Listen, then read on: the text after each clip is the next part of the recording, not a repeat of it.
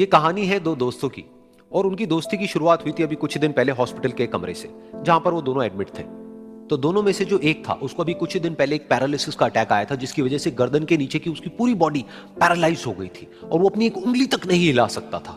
और पूरे दिन जो भी नर्स उसके पास में आती वो उसको एक ही बात कहता कि मुझे कोई ऐसा इंजेक्शन दे दो जिससे कि मैं मर जाऊं, अब मैं और जीना नहीं चाहता, ऐसी जिंदगी का मैं क्या करूंगा। तो उसका जो दोस्त था उस कमरे में, क्योंकि वो चल फिर सकता था, तो रोज सुबह और रोज शाम को उस कमरे में खिड़की थी, उसके पास में जाकर के खड़ा हो जाता और अपने दोस्त को बताता कि उस खिड़की के बाहर क्या चल रहा है।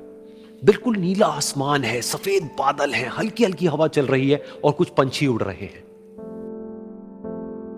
एक बहुत ही सुंदर बीच है जहां पर कुछ बच्चे मिट्टी के घरौंदे बना रहे हैं।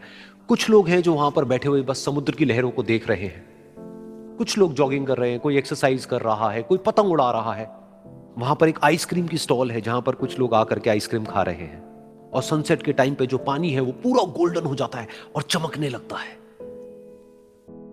तो शुरू में तो जब उसने वो सब बताना शुरू किया तो उसके दोस्त के ऊपर ज्यादा असर नहीं हुआ, लेकिन धीरे धीरे उसके अंदर जीने की चाह जागने लगी। अब वो सुबह का इंतजार करने लगा कि जल्दी से सुबह हो और मेरा दोस्त मुझे बताए कि आज यहां पर क्या हो रहा है। कुछ दिन तक ऐसे ही चलता रहा। फिर एक दिन जब वो सुबह उठा तो उसने देखा कि सामने वाला बेड खाली है।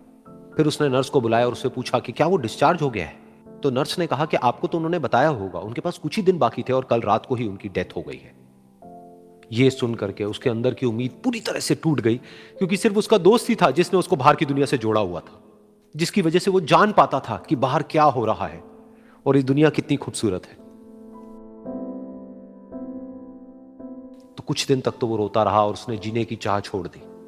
लेकिन दूसरी ही तरफ से उसके अंदर कहीं ना कहीं एक नई चाह पैदा हुई कि काश मरने से पहले एक बार मैं खुद अपनी आंखों से देखूं इस खिड़की के बाहर कि दुनिया कैसी है। जैसे जैसे उसकी ये चाह बढ़ने लगी, उसको अपने अंदर एक अजीब सी एनर्जी महसूस होने लगी। और फिर एक दिन उसने अपनी पूरी ताकत लगा दी और किसी तरीके से वो बेड से नीचे गिरा और पकड़ पकड़ करके किसी तरह से उस खिड़की तक पहुंचा।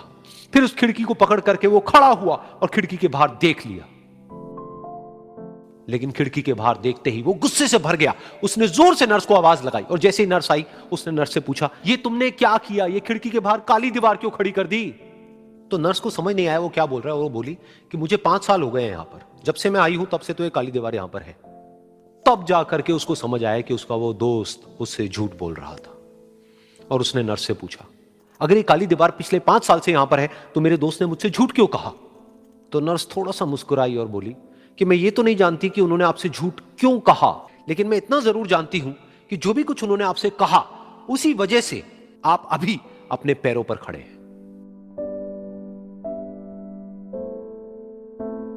तो इस कहानी से हमको यह सीखने को मिलता है कि जो हमारे शब्द हैं, जो हमारे वर्ड्स हैं, जो हम अपने मुंह से बाहर निकालते हैं, उसमें इतनी पावर है जिसकी कोई हद नहीं है। वो किसी आदमी को गिरा भी सकते हैं और उसको उठा भी सकते हैं। तो अब आपके ऊपर है कि आप अपनी इस पावर को यूज करते हो या मिस यूज करते हो।